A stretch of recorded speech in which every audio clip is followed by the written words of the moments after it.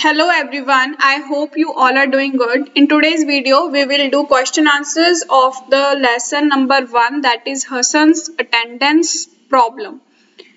We have already done the summary of this chapter and I hope this chapter is already clear to you.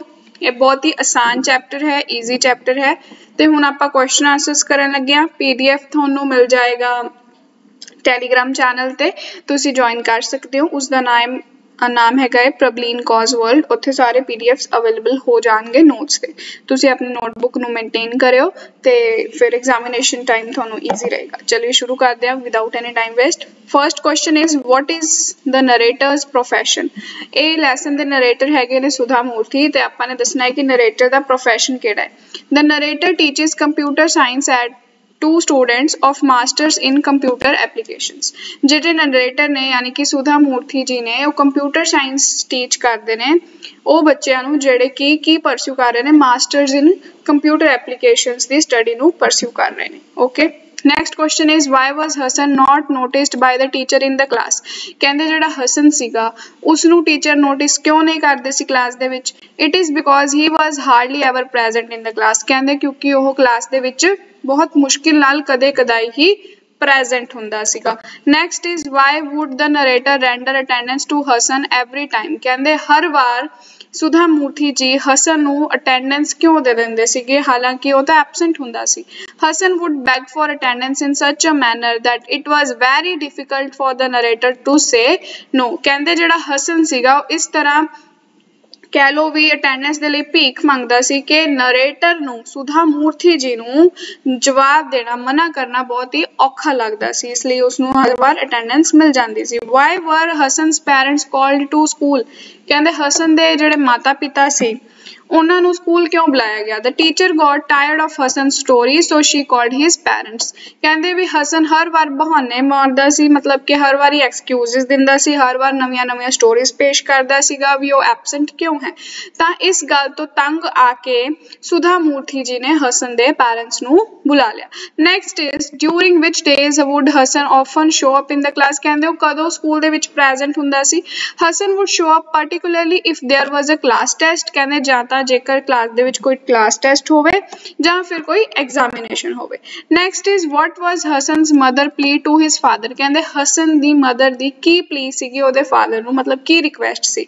Har plea to Hasan's father was that being his father he should speak to Hasan. ਕਹਿੰਦੇ ਹਸਨ ਦੀ ਮੰਮਾ ਚਾਹੁੰਦੇ ਸੀ ਵੀ ਉਹਦੇ ਪਾਪਾ ਉਹਦੇ ਨਾਲ ਗੱਲ ਕਰਨ being his father ਕਿਉਂਕਿ ਉਸਦੇ ਉਹ ਪਿਤਾ ਜੀ ਸਨ। Okay, next question why did the parent teacher meeting end fruitlessly. ਕਹਿੰਦੇ ਇਹ ਜਿਹੜੀ ਮੀਟਿੰਗ ਹੋਈ ਸੀਗੀ ਸੁਧਾ ਮੂਰਤੀ ਦੇ ਤੇ ਹਸਨ ਦੇ ਪੈਰੈਂਟਸ ਦੇ ਵਿਚਕਾਰ ਉਹ ਬਿਨਾਂ ਕਿਸੇ ਫਲ ਤੋਂ ਕਿਉਂ ਐਂਡ ਹੋ ਗਈ। It ended fruitlessly because Hasan's father and mother did not take the responsibility of their son. Because ਜਿਹੜੇ ਉਹਦੇ ਮਾਤਾ ਪਿਤਾ ਸਨ ਉਹਨਾਂ ਨੇ ਆਪਣੇ ਪੁੱਤਰ ਦੀ ਜ਼ਿੰਮੇਵਾਰੀ ਨਹੀਂ ਲਈ, ਉਹਨਾਂ ਨੇ ਇਨਕਾਰ ਕਰ ਦਿੱਤਾ ਹਸਨ ਦੀ ਜ਼ਿੰਮੇਵਾਰੀ ਲੈਣ ਤੋਂ। Next is describe the physical appearance of Hasan when he met his teacher after several years. ਕਹਿੰਦੇ ਹਸਨ ਦੀ ਫਿਜ਼ੀਕਲ ਅਪੀਅਰੈਂਸ ਦੱਸੋ, ਮਤਲਬ ਕਿ ਹਸਨ ਕਿਹੋ ਜਿਹਾ ਲੱਗ ਰਿਹਾ ਸੀ ਜਦੋਂ ਸੁਧਾ ਮੂਰਤੀ ਜੀ ਨੂੰ ਇੰਨੇ ਸਾਲਾਂ ਦੇ ਬਾਅਦ ਮਿਲਿਆ ਸੀ। ਹਸਨ ਲੁਕਡ ਪਲੰਪ, ਮਤਲਬ ਬਹੁਤ ਮੋਟਾ ਜਿਹਾ ਲੱਗ ਰਿਹਾ ਸੀ। ਵਿਦ ਦ ਬਾਲਡ ਹੈਡ, ਮਤਲਬ ਉਹਦਾ ਸਿਰ ਗੰਜਾ ਸੀ। ਐਂਡ ਮੋਡਰੇਟਲੀ ਡਰੈਸਡ, ਮਤਲਬ ਠੀਕ ਠਾਕ ਉਹਦੇ ਕੱਪੜੇ ਪਾਏ ਹੋਏ ਸੀ। Next is what had the narrator expected Hasan to become in his life. ਕਹਿੰਦੇ ਸੁਧਾ ਮੂਰਤੀ ਜੀ ਨੇ ਕੀ ਐਕਸਪੈਕਟ ਕੀਤਾ ਹੋਇਆ ਸੀ, ਕੀ ਆਸ ਲਗਾਈ ਹੋਈ ਸੀਗੀ ਵੀ ਹਸਨ ਆਪਣੀ ਜ਼ਿੰਦਗੀ ਦੇ ਵਿੱਚ ਕੀ ਬਣੇਗਾ। The narrator expected that Hasan would have definitely done well in his life. ਉਹਨਾਂ ਨੂੰ ਏਦਾਂ ਲੱਗਦਾ ਸੀ ਵੀ ਹਸਨ ਨੇ ਆਪਣੀ ਜ਼ਿੰਦਗੀ ਦੇ ਵਿੱਚ ਜ਼ਰੂਰ ਕੁਝ ਨਾ ਕੁਝ ਵਧੀਆ ਕੀਤਾ ਹੀ ਹੋਣਾ ਹੈ। Next question number 10 how did Hasan study when he was in college.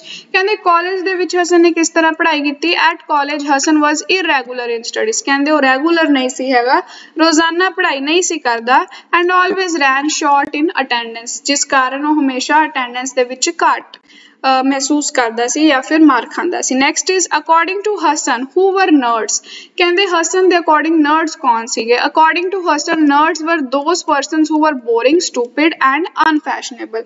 कहते हसन की क्लास दे विच कुछ बच्चे हुंदे सी जिहड़े हमेशा पढ़ते रहंदे सी, मेहनत करते सी, हार्ड वर्क करते सी। हसन हर बार फर्स्ट डिवीजन दे विच पास हो जाता सी आसानी दे नाल, बिकॉज ओनली वो इंपॉर्टेंट टॉपिक्स नाल डील करता सीगा और एग्जामिनेशन तो पहले ही पढ़ के नंबर ले आउंदा सी। बट कुछ ਇਹੋ ਜਿਹੇ ਬੱਚੇ ਵੀ ਸੀਗੇ ਜਿਹੜੇ ਬਹੁਤ ਜ਼ਿਆਦਾ ਮਿਹਨਤ ਕਰਦੇ ਸੀ ਤੇ ਹਸਨ ਉਹਨਾਂ ਨੂੰ ਨਰਡਸ ਸਮਝਦਾ ਸੀ। ਤਾਂ ਹੁਣ ਨਰਡਸ ਕਿਹਨਾਂ ਨੂੰ ਸਮਝਦਾ ਸੀ? ਉਹ ਵਾਲੇ ਬੱਚਿਆਂ ਨੂੰ ਜਿਹੜੇ ਕਿ ਉਹਨੂੰ ਬਹੁਤ ਬੋਰਿੰਗ ਲੱਗਦੇ ਸੀ, ਸਟੂਪਿਡ ਲੱਗਦੇ ਸੀ ਤੇ ਅਨਫੈਸ਼ਨੇਬਲ ਲੱਗਦੇ ਸੀ। Okay, next question is why did Hasan start living separately? ਕਹਿੰਦੇ ਹਸਨ ਜਿਹੜਾ ਹੈ ਉਹ ਅੱਡ ਯਾਨੀ ਕਿ ਵੱਖ क्यों रहन लग गया सी अपने माता पिता तो? Hassan's father was fed up with his erratic behavior and bad habits, so he told him to live separately। कहंदे जिहड़े हसन दे पिता जी सीगे ਉਹ हसन ਤੋਂ ਤੰਗ ਆ ਚੁੱਕੇ ਸਨ ਕਿਉਂਕਿ ਉਹਦਾ ਜਿਹੜਾ ਵਰਤਾਅ ਸੀ ਉਹ ਬਹੁਤ ਹੀ ਮਾੜਾ ਸੀ ਤੇ ਉਹਦੀਆਂ ਆਦਤਾਂ ਵੀ ਬਹੁਤ ਜ਼ਿਆਦਾ ਮਾੜੀਆਂ ਸੀ, ਜਿਸ ਕਾਰਨ ਉਸਦੇ ਪਿਤਾ ਜੀ ਨੇ ਉਸਨੂੰ ਵੱਖ ਰਹਿਣ ਦੀ सलाह दी तो वख रहन लग गया। Okay, next is what made Hasan feel optimistic as he left the narrator's office? कहंदे जद हसन ने सुधा मूर्ति जी दा ऑफिस छड्डिया तां ओनू बहुत ज़्यादा ऑप्टिमिस्टिक यानी कि पॉजिटिव फील क्यों होया? The narrators advice to Hassan to shed disappointment and start new life made Hassan feel optimistic। कहंदे जद सुधा मूर्ति जी ने हसन ਨੂੰ ਇਹ ਸਲਾਹ ਦਿੱਤੀ ਕਿ ਉਹ ਆਪਣੀ ਸਾਰੀ ਨਿਰਾਸ਼ਾ ਨੂੰ, ਸਾਰੀ ਡਿਸਅਪॉइंटमेंट ਨੂੰ ਸ਼ੈਡ ਕਰ ਦੇਵੇ ਤੇ ਇੱਕ ਨਿਊ ਲਾਈਫ ਨੂੰ ਸਟਾਰਟ ਕਰੇ, ਇਸ ਗੱਲ ਨੇ ਹਸਨ ਨੂੰ ਬਹੁਤ ਜ਼ਿਆਦਾ पॉजिटिव फील करवाया। नेक्स्ट आ जाते हैं long answer type question. First question आ गया draw brief character sketch of Hasan. Hasan was a tall handsome and a bright boy. की सी वो लंबा सीगा, हैंडसम यानी कि वेखण दे विच बहुत ज़्यादा सोहना सीगा ते ब्राइट यानी कि पढ़न दे विच होशियार सीगा।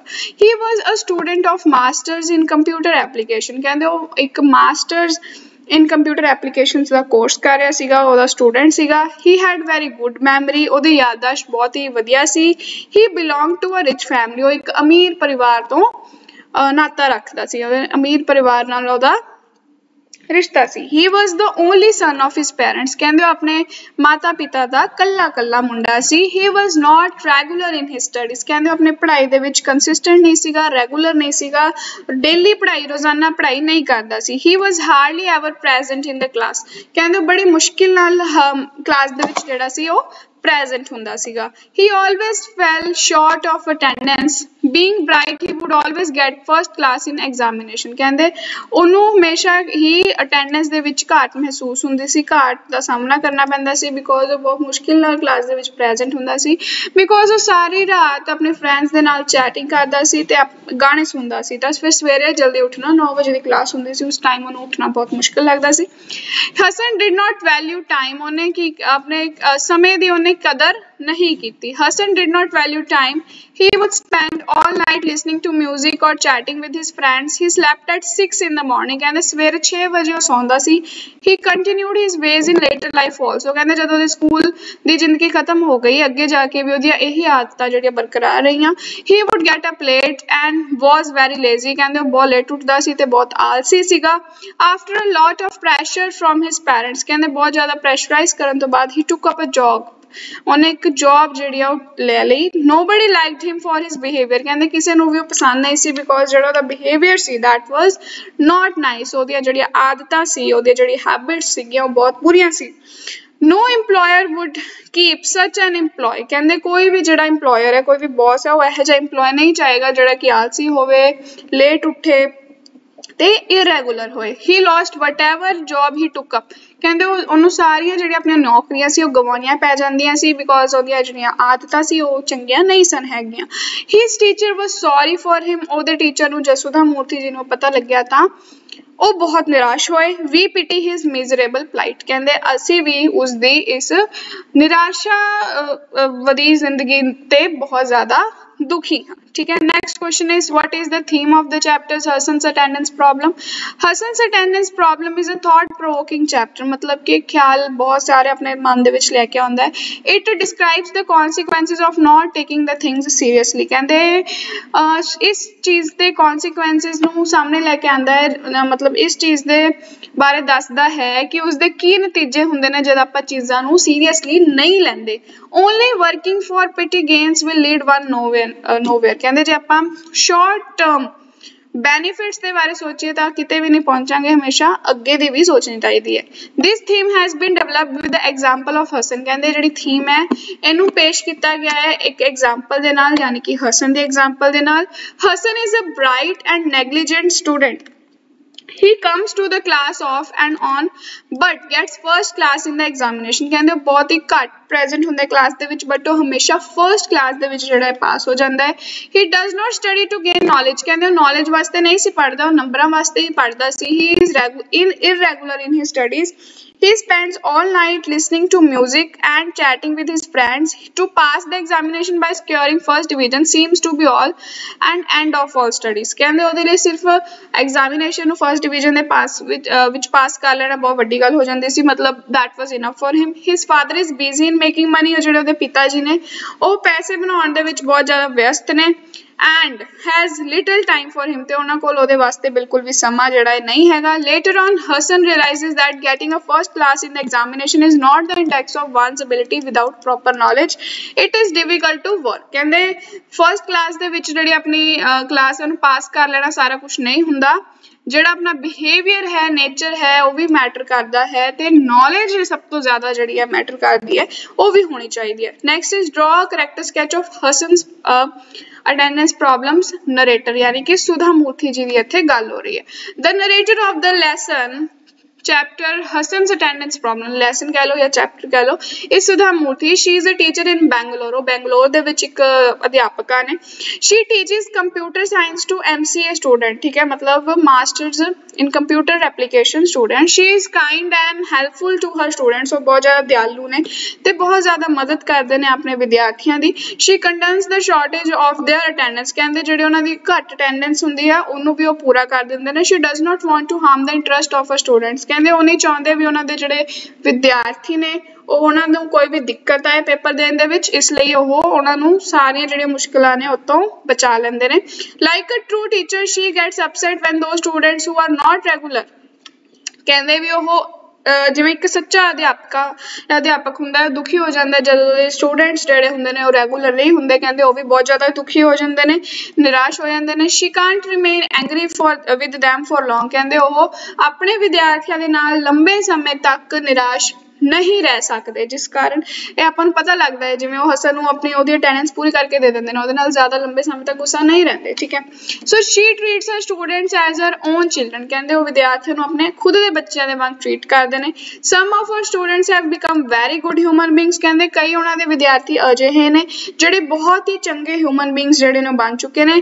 some famous and some rich ਕਹਿੰਦੇ ਕਈ ਇਹੋ ਜਿਹੇ ਨੇ ਜਿਹੜੇ ਬਹੁਤ ਜ਼ਿਆਦਾ ਮਸ਼ਹੂਰ ਹੋ ਚੁੱਕੇ ਨੇ ਕਈ ਇਹੋ ਜਿਹੇ ਨੇ ਜਿਹੜੇ ਬਹੁਤ ਜ਼ਿਆਦਾ ਅਮੀਰ ਹੋ ਚੁੱਕੇ ਨੇ some others like Hassan have remained ordinary ਕਹਿੰਦੇ ਕਈ ਇਹੋ ਜਿਹੇ ਵੀ ਨੇ ਜਿਹੜੇ ਬਿਲਕੁਲ ਹੀ ਆਮ ਨੇ ਜਿਵੇਂ ਕਿ Hasan she tries her best to boost the morale of such students ਕਹਿੰਦੇ ਉਹ ਆਪਣੀ ਪੂਰੀ ਕੋਸ਼ਿਸ਼ ਕਰਦੇ ਨੇ ਕਿ ਇਹੋ ਜਿਹੇ ਵਿਦਿਆਰਥੀਆਂ ਦੀ ਉਹ ਕੀ ਕਰਨ ਹੌਸਲਾ ਅਫਜ਼ਾਈ ਕਰਨ ਤੇ ਉਹਨਾਂ ਦਾ ਜਿਹੜਾ ਮਤਲਬ ਹੌਸਲਾ ਉਹ ਢਹਿ ਚੁੱਕਿਆ ਹੈ ਉਸ ਨੂੰ ਦੁਬਾਰਾ ਹੀ ਬਰਕਰਾਰ ਕਰਨ the students on their part love and respect her ਕਹਿੰਦੇ ਸਟੂਡੈਂਟਸ ਵੀ ਜਿਹੜੇ ਉਹਨਾਂ ਦੇ ਵਿਦਿਆਰਥੀ ਨੇ ਉਹ ਵੀ ਉਹਨਾਂ ਨੂੰ ਬਹੁਤ ਜ਼ਿਆਦਾ ਪਿਆਰ ਤੇ ਸਤਿਕਾਰ ਦਿੰਦੇ ਹਨ they still remember her and send their invitations and greetings ਕਹਿੰਦੇ ਉਹਨਾਂ ਦੇ ਵਿਦਿਆਰਥੀ ਵੀ ਉਹਨਾਂ ਨੂੰ ਹਲੇ ਤੱਕ ਖੁਦ ਯਾਦ ਰੱਖਦੇ ਹਨ ਤੇ ਉਹਨਾਂ ਨੂੰ ਸੱਦੇ ਵੀ ਦਿੰਦੇ ਹਨ ਤੇ ਗ੍ਰੀਟਿੰਗਸ ਵੀ ਦਿੰਦੇ ਹਨ ਕੋਈ ਵੀ ਜੇ ਉਹਨਾਂ ਦੇ ਘਰ ਦੇ ਵਿੱਚ ਫੰਕਸ਼ਨ ਵਗੈਰਾ ਹੁੰਦਾ ਹੈ their love is her strength ਜਿਹੜਾ ਉਹਨਾਂ ਦੇ ਵਿਦਿਆਰਥੀਆਂ ਦਾ ਜਿਹੜਾ ਉਹਨਾਂ ਦਾ ਪਿਆਰ ਹੈ ਉਹ ਉਹਨਾਂ ਦੇ ਇੱਕ ਤਾਕਤ ਹੈ ਠੀਕ ਹੈ how would Hassan apologize for his absence in the class ਕਹਿੰਦੇ ਹਸਨ ਕਿਸ ਤਰ੍ਹਾਂ ਆਪਣੇ ਟੀਚਰ ਤੋਂ ਮਾਫੀ ਮੰਗਦਾ ਸੀਗਾ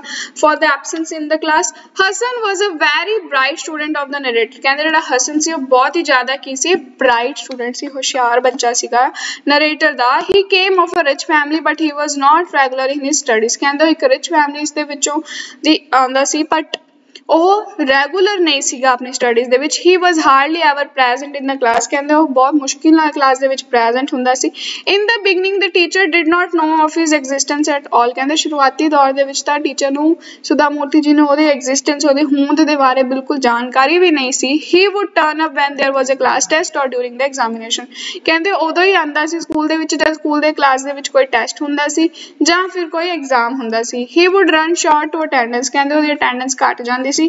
the teacher met him more ऑफर फॉर अटेंडेंस शॉर्टेज मीटिंग्स, कहते जब ਇਹੋ ਜਿਹੀਆਂ मीटिंग्स ਹੁੰਦੀਆਂ ਸੀ ਜਿਹਦੇ ਵਿੱਚ ਅਟੈਂਡੈਂਸ ਸ਼ਾਰਟੇਜ ਵਾਲੇ ਬੱਚਿਆਂ ਨੂੰ ਬੁਲਾਇਆ ਜਾਂਦਾ ਸੀ ਤਾਂ ਉਹ ਜ਼ਿਆਦਾਤਰ ਉਦੋਂ ਹੀ ਮਿਲਦੇ ਸੀਗੇ ਹਸਨ ਤੇ ਸੁਧਾ ਮੂਰਤੀ ਜੀ। ਹੀ ਵੁੱਡ ਬੈਗ ਫॉर ਅਟੈਂਡੈਂਸ, ਉਹ ਮਤਲਬ ਅਟੈਂਡੈਂਸ ਦੇ ਲਈ ਇੱਕ ਤਰ੍ਹਾਂ ਭੀਖ ਜੀ ਮੰਗਦਾ ਸੀ। The teacher would formally refuse to give him attendance, ਕਹਿੰਦੇ ਪਹਿਲਾਂ ਤਾਂ ਸੁਧਾ ਮੂਰਤੀ ਜੀ ਬਹੁਤ ਹੀ ਸਖਤੀ ਨਾਲ ਉਸਨੂੰ ਜਵਾਬ ਦੇ ਦਿੰਦੇ ਸੀ, ਮਨਾ ਕਰ ਦਿੰਦੇ ਸੀ, but he would apologetically beg pardon ਆਫਰ, ਕਹਿੰਦੇ ਫਿਰ ਉਹ ਬਹੁਤ ਜ਼ਿਆਦਾ ਮਾਫੀ ਮੰਗਦਾ ਸੀਗਾ, ਪਾਰਡਨ ਮਤਲਬ ਕਿ ਮਾਫੀ।